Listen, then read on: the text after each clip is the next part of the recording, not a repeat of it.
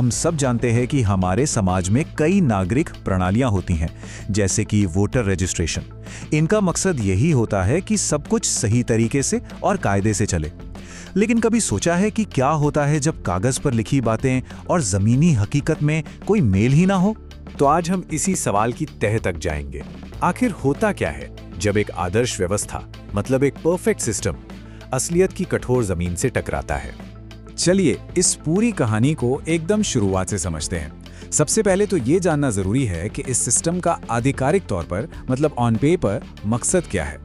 तो उद्देश्य बिल्कुल साफ और सीधा है, हर उस इंसान को लिस्ट में शामिल करना जो वोट देने के योग्य है, और जो नहीं है उसे लिस्ट से हटा देना। सुनने में तो बड़ा ही आसान और निष्पक्ष लगता है ना?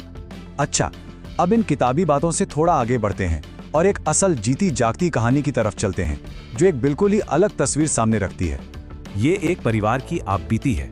उनका कहना है, मेरे घर में कुल 7 सदस्य हैं, 4 का नाम काट दिया गया। जरा सोचिए इस बात को, एक ही परिवार के 7 में से 4 लोगों का नाम वोटर लिस्ट में है ही नहीं। यहाँ इस चार्ट पर नजर डालिए। ये जो ऑरेंज वाला बड़ा हिस्सा है, ये वही 4 लोग हैं जिनका नाम हटा दिया गया, यानी परिवार के आधे से ज्यादा लोग। ये कोई मामूली चूक नहीं, ये एक बहुत बड़ी गड़बड़ी की ओर इशारा करता है। तो जब ये समस्या सामने आई तो जाहिर है इसे ठीक करने की कोशिशें भी हुई, और इसके लिए सबसे ठोस सबूत पेश किया गया। चलिए देखते हैं कि वो क्या था। एक पल को सोचिए, अगर किसी को अपनी पात्रता साबित करनी हो तो वो कौन सा दस्तावेज दिखाएगा? वो सबसे पक्का सबूत क्या हो सकता है जिसे कोई नकार ना सके? जवाब है पासपोर्ट।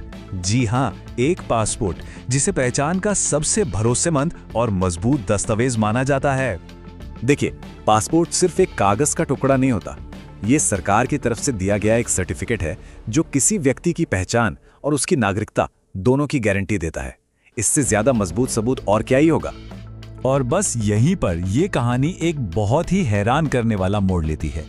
एक तरफ था सबसे मजबूत सबूत, पासपोर्ट, और दूसरी तरफ था नतीजा, पासपोर्ट देने के बाद भी नाम कट गया। यह तो एक सीधा सा विरोधाभास है, जहां सिस्टम अपने ही सबसे विश्वसनीय प्रमाण को मानने से इनकार कर रहा है।